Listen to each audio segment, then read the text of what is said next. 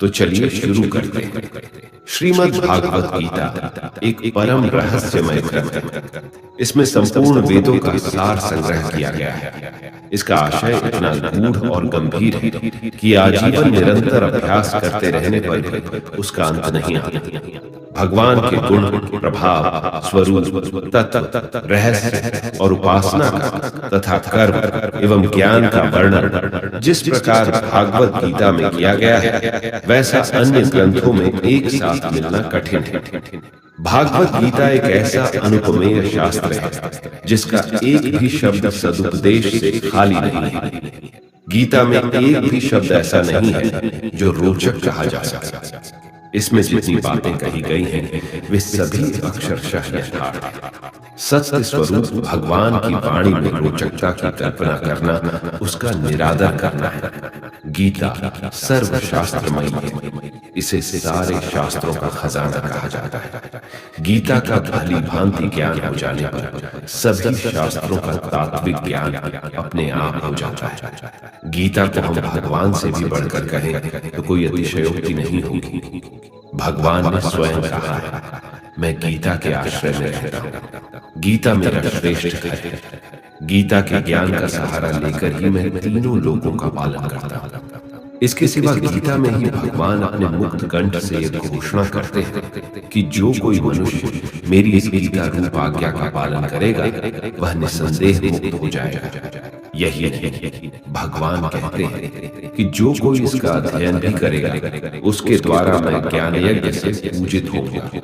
भगवान कहते हैं जो मनुष्य गीता का रहस्य भक्तों को धारण कराता है और उनमें इसका विस्तार एवं प्रचार करता है वह मनुष्य मुझे अतिशय प्रिय है। गीता संपूर्ण जीवन दर्शन है और इसका अनुसरण करने वाला व्यक्ति सर्वश्रेष्ठ होता है। भागवत गीता ही है जो आधुनिक युग में समस्याओं से घिरे हुए मनुष्य को एक कर्मशील जीवन जीने के लिए प्रेरित करती है।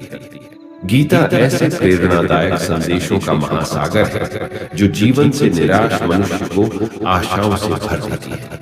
श्रीमद् भागवत गीता एकमात्र ऐसा ग्रंथ है जो मनुष्य को जीने का सही तरीका बताती है। गीता जीवन में धर्म, कर्म और प्रेम का पाठ पढ़ाती है। श्रीमद् भागवत गीता का ज्ञान मानव जीवन और जीवन के बाद का जीवन दोनों के लिए उपयोगी माना गया है। भागवत गीता में कुल 18 अध्याय है और 700 श्लोक है, जिसे सभी के लिए पढ़ पाना थोड़ा मुश्किल है।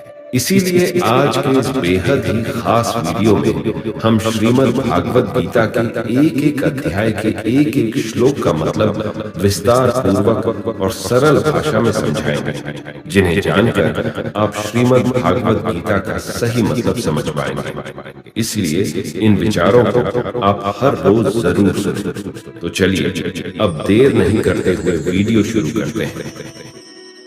श्रीमद् भागवत गीता पहला अध्याय अर्जुन विषाद योग। ये शुरुआत होती है धृतराष्ट्र के सवालों से। वह संजय से जानना चाहते हैं कि धर्म भूमि कुरुक्षेत्र में युद्ध करने के लिए एकत्र हुए मेरे और पांडु के पुत्र क्या कर रहे हैं, उनकी सेना क्या कर रही है। धृतराष्ट्र जानना चाहते हैं कि युद्ध स्थल पर आखिर हो क्या रहा है।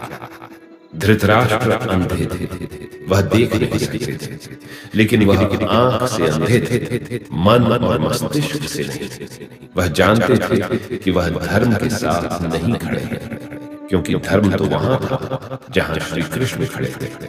अपने पुत्र मोह में उन्होंने शांति की जगह युद्ध को चुना था, लेकिन वह जानते थे कि इस युद्ध को जीतना आसान नहीं होगा।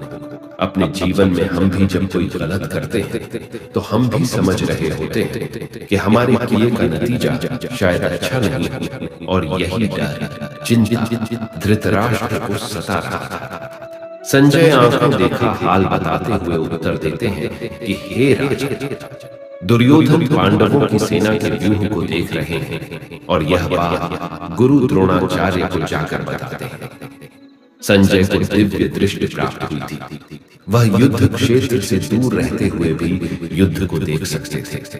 दुर्योधन कह रहे हैं, हे आचार्य, पांडु पुत्रों की इस विशाल सेना को देखिए। जैसे आपके बुद्धिमान शिष्य द्रुपद पुत्र धृष्टद्युम्न ने इतने कौशल से व्यूह के आकार में सजाया। इस युद्ध में भीम तथा अर्जुन के समान अनेकों महान शूरवीर और धनुर्धर, युयुधान, विराट और द्रुपद जैसे भी महान योद्धा हैं। दृष्टकेतु, चेकितान तथा काशीराज जैसे महान शक्तिशाली और पूर्वजित कुंती भोज तथा शैव्य जैसे मनुष्यों में श्रेष्ठ योद्धा भी हैं। युद्धांबु जैसे महान पराक्रमी तथा उत्तमोजा जैसे अत्यंत शक्तिशाली सुभद्रा का पुत्र अभिमन्यु और द्रौपदी के पुत्रों सहित ये सभी महान योद्धा हैं। दुर्योधन कह रहे हैं, हे ब्राह्मण श्रेष्ठ, हमारी तरफ के भी उन विशेष शक्तिशाली योद्धाओं को जान लीजिए। मेरी सेना में स्वयं आप द्रोणाचार्य, पितामह भीष्म, कर्ण, कृपाचार्य, अश्वत्थामा, विकर्ण और सोमदत्त का पुत्र भूरिश्रवा जैसे योद्धा हैं जो सदैव युद्ध में विजयी रहे। ऐसे अनेक शूरवीर भी हैं जो मेरे लिए अपने जीवन का बलिदान देने के लिए अनेक प्रकार के अस्त्र शस्त्रों से सुसज्जित हैं और यह सभी योद्धा विधा में निपुण हैं। इस प्रकार भीष्म पितामह द्वारा अच्छी प्रकार से संरक्षित हमारी सेना की शक्ति असीमित है, किंतु भीम द्वारा अच्छी प्रकार से संरक्षित होकर भी पांडवों की सेना की शक्ति सीमित है।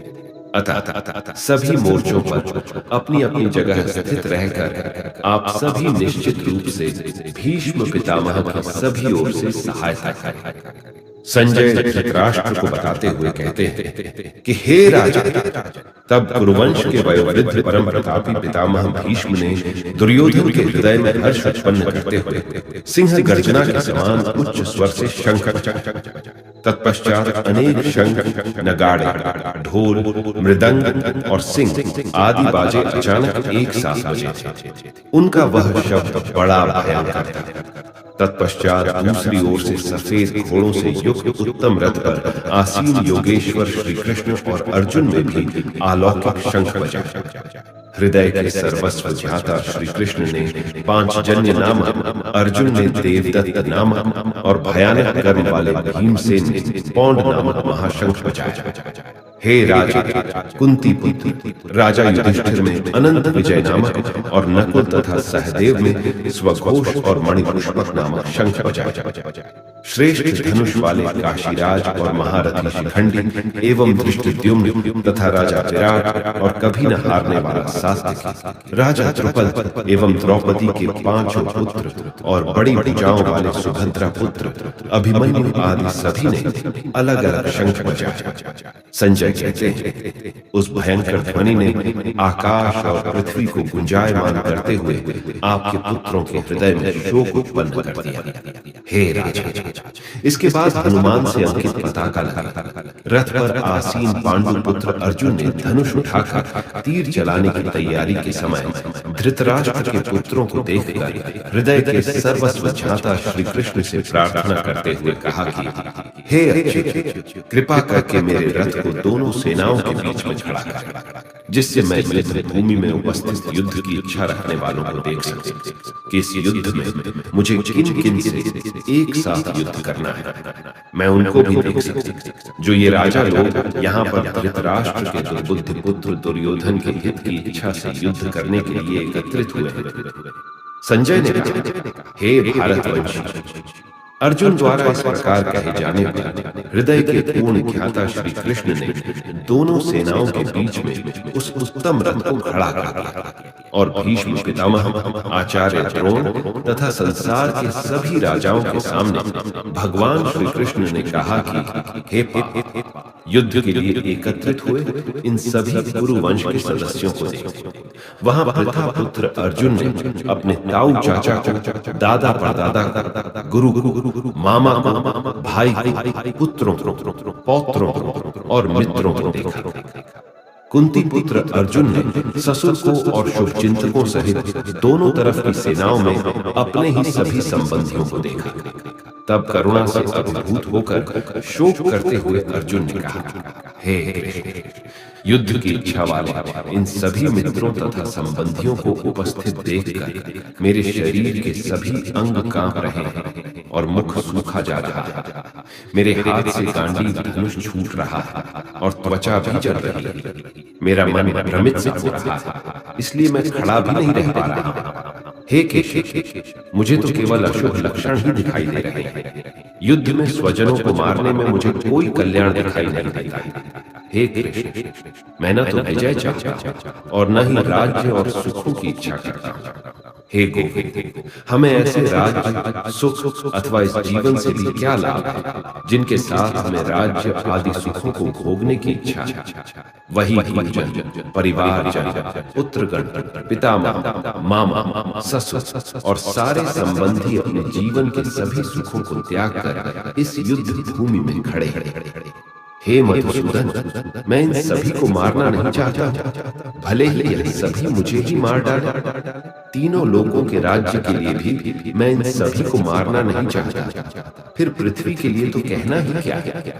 हे जनार्दन, धृतराष्ट्र के पुत्रों को मारकर हमें कौन सी प्रसन्नता मिलेगी, बल्कि इन आतताइयों को मारकर तो हमें पाप ही लगेगा। हे माधव, अतः मुझे धृतराष्ट्र के पुत्रों को उनके मित्रों और संबंधियों सहित मारना उचित नहीं लगता, क्योंकि अपने ही कुटुंबियों को मारकर हम कैसे सुखी हो सकते हैं।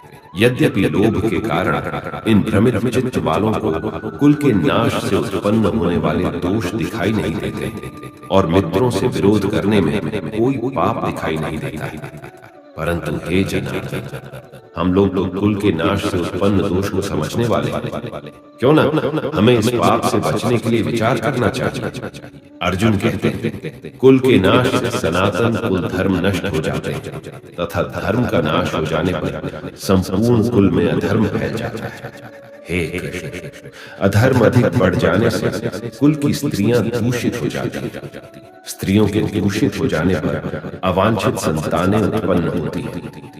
अवांछित संतानों की वृद्धि से निश्चय ही कुल में नारकीय जीवन उत्पन्न होता है। ऐसे पतित कुलों के पितृ गिर जाते हैं, क्योंकि पिंड और जल के दान की क्रियाएं समाप्त हो जाती हैं। इन अवांछित संतानों के दुष्कर्मों से सनातन कुल धर्म और जाति धर्म नष्ट हो जाते हैं। हे जनार्दन, जिनका कुल धर्म नष्ट हो गया है, ऐसे मनुष्यों को अनिश्चित काल तक नरक में रहना पड़ता है, ऐसा हम सुनते आए। कितने आश्चर्य की बात है कि हम लोग बुद्धिमान होकर भी महान पाप करने को तैयार हो गए, जो राज्य और सुख के लोभ से अपने प्रियजनों को मारने के लिए आतुर हो गए। यदि मुझे शास्त्र रहित विरोध न करने वाले को मृत राष्ट्र के पुत्र हाथ में शस्त्र लेकर युद्ध में मार डाला, तो भी इस प्रकार मरना मेरे लिए अधिक श्रेयकर होगा। संजय ने कहा, इस प्रकार शोक से संतप्त हुआ मन वाला अर्जुन युद्ध भूमि में यह कहकर बाणों सहित धनुष को त्याग कर रथ के पिछले भाग में बैठ गया। और इस प्रकार श्रीमद् भगवद गीता के श्री कृष्ण अर्जुन संवाद में अर्जुन विषाद योग नाम का पहला अध्याय समाप्त हुआ।